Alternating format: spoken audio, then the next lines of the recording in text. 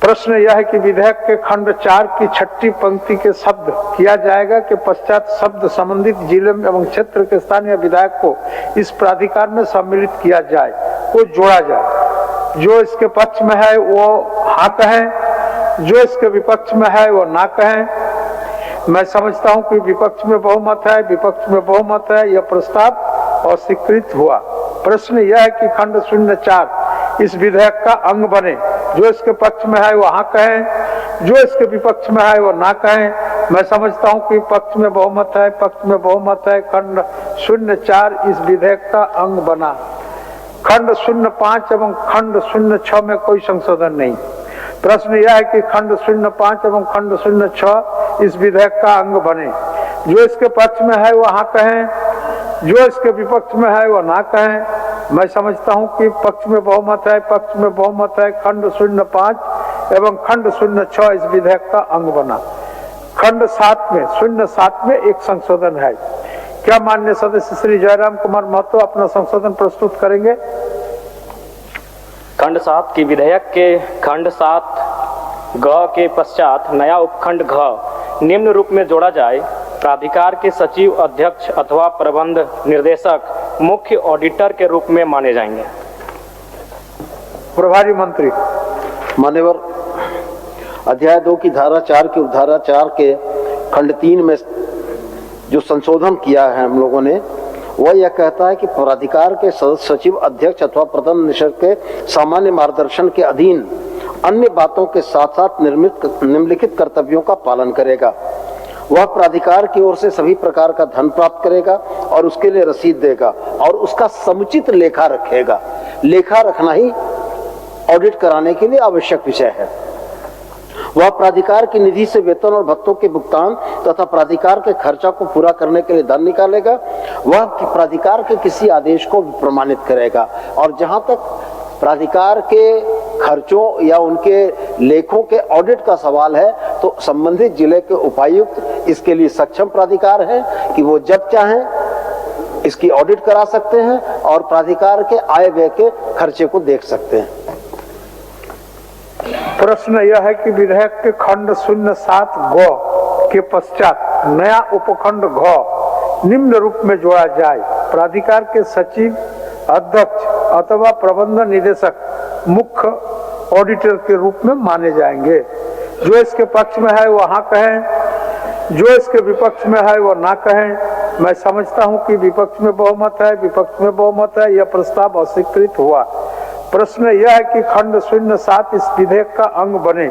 जो इसके पक्ष में है वो हाँ कहें, जो इसके विपक्ष में है वो ना कहें। मैं समझता हूं कि पक्ष में बहुमत है, पक्ष में बहुमत है। खंड 07 इस विधेयक का अंग बना। खंड 08 से खंड 10 तक कोई संशोधन नहीं है। प्रश्न यह है कि खंड 08 से खंड 10 तक इस विधेयक का अंग बने। जो इसके पक्ष में है वो हाँ कहें, जो इसके विपक्ष में है वो ना कहें। मैं समझता हूं कि पक्ष में बहुमत है, पक्ष में बहुमत है। खंड 08 से खंड 10 तक इस विधेयक का अंग बना। खंड 11 में एक संशोधन है। क्या माननीय सदस्य श्री जयराम कुमार महतो अपना संशोधन प्रस्तुत करेंगे? जी अध्यक्ष महोदय, खंड 11 की विधेयक के खंड 11 की 5वीं पंक्ति में शब्द नगर पालिका के कमिश्नरों की शक्तियां होंगी, जिसे भी माननीय मंत्री महोदय ने शुद्ध किया है कि सक्षम प्राधिकार की शक्तियां के स्थान पर शब्द प्राधिकार से प्रभावित पंचायत के आम सभा को शक्तियां होंगी से प्रतिस्थापित किया जाए। प्रभारी मंत्री। मान्यवर, ग्रामीण क्षेत्रों में अवस्थित या राज्य के सुदूरवर्ती क्षेत्रों में अवस्थित पर्यटन क्षेत्रों के कुशल प्रबंधन की सोच के साथ इसको लाया गया था। इस प्राधिकार के अधीन उन शक्तियों को प्रतिस्थापित किया गया है जो नगरपालिका अधिनियम के तहत सक्षम प्राधिकार को प्राप्त होती हैं। इसमें अतिक्रमण के उन्मूलन का है, इनक्रोचमेंट ड्राइव कर सकते हैं, वो टैक्स लेवी कर सकते हैं, वो पार्किंग की व्यवस्था कर सकते हैं और वैसे लोग जो प्राधिकार के द्वारा बनाए गए नियमों की अवहेलना करते हैं उनको भी आर्थिक दंड लगा सकते हैं। तो मान्यवर, इसी उद्देश्य से नगरपालिका अधिनियम 2011 के अधीन सक्षम प्राधिकार की शक्ति और विभिन्न धाराएं अधिनियम अध्याय 17, 25, 26, 27, 37 और धारा 600J विदिन ब्रैकेट 2 इस कमेटी को दी गई थी। और मैं समझता हूं कि ये कुशल प्रबंधन और संचालन के लिए ये आवश्यक था और इसलिए आम सभा के माध्यम से इन चीजों को संचालित कर पाना व्यावहारिक प्रतीत नहीं होता है, इसलिए माननीय सदस्य का संशोधन स्वीकार करने योग्य नहीं है। प्रश्न यह है कि विधेयक के खंड 11 में 5वीं पंक्ति में शब्द नगरपालिका के कमिश्नरों की शक्तियां होगी के स्थान पर शब्द प्राधिकार से प्रभावित पंचायत के आम सभा को शक्तियां होगी से प्रतिस्थापित किया जाए। जो इसके पक्ष में है वह हाँ कहे, जो इसके विपक्ष में है वो ना कहें। मैं समझता हूं कि विपक्ष में बहुमत है, विपक्ष में बहुमत है, यह प्रस्ताव अस्वीकृत हुआ। प्रश्न यह है कि खंड 11 इस विधेयक का अंग बने। जो इसके पक्ष में है वह हाँ कहें, जो इसके विपक्ष में है वह ना कहें। मैं समझता हूं कि पक्ष में बहुमत है, पक्ष में बहुमत है, खंड 11 इस विधेयक का अंग बना। खंड 12 में कोई संशोधन नहीं, खंड 12 में कोई संशोधन नहीं। प्रश्न यह है कि खंड 12 इस विधेयक का अंग बने। जो इसके पक्ष में है वह हाँ कहें, जो इसके विपक्ष में है वह ना कहें। मैं समझता हूं कि पक्ष में बहुमत है, पक्ष में बहुमत है, खंड 12 इस विधेयक का अंग बना। प्रश्न यह है कि खंड 01 इस विधेयक का अंग बने। जो इसके पक्ष में है वह हाँ कहें, जो इसके विपक्ष में है वह ना कहें। मैं समझता हूं कि पक्ष में बहुमत है, पक्ष में बहुमत है, खंड 01 इस विधेयक का अंग बना। प्रश्न यह है कि प्रस्तावना इस विधेयक का अंग बने। जो इसके पक्ष में है वह हाँ कहें, जो इसके विपक्ष में है वह ना कहें। मैं समझता हूं कि पक्ष में बहुमत है, पक्ष में बहुमत है, प्रस्तावना इस विधेयक का अंग बना। प्रश्न यह है कि नाम इस विधेयक का अंग बने।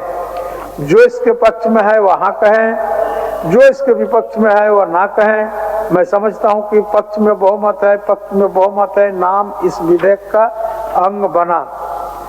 स्वीकृति का प्रस्ताव प्रभारी मंत्री। मैं प्रस्ताव करता हूं कि झारखंड पर्यटन विकास और निबंधन संशोधन विधेयक 2025 स्वीकृत हो। प्रश्न यह है कि झारखंड पर्यटन विकास और निबंधन संशोधन विधेयक 2025 स्वीकृत हो। जो इसके पक्ष में है वह हाँ कहें, जो इसके विपक्ष में है वह ना कहें। मैं समझता हूं कि पक्ष में बहुमत है, पक्ष में बहुमत है, प्रस्ताव स्वीकृत हुआ। झारखंड पर्यटन विकास और निबंधन संशोधन विधेयक 2025 स्वीकृत हुआ। माननीय सदस्यगण, झारखंड विधानसभा की प्रक्रिया तथा कार्य संचालन के नियम 263(1) के तहत चलते सत्र में दिनांक 5/12/2025 से 9/12/2025 तक कुल 12 निवेदन स्वीकृत हुए हैं। यदि सदन की सहमति हो तो स्वीकृत सभी निवेदनों को संबंधित विभाग को भेज दिया जाए। सदन की सहमति हुई। माननीय सदस्यगण, सभा की कार्रवाई गुरुवार दिनांक 11 दिसंबर 2025 के 11 बजे पूर्वाह्न तक के लिए स्थगित की जाती है।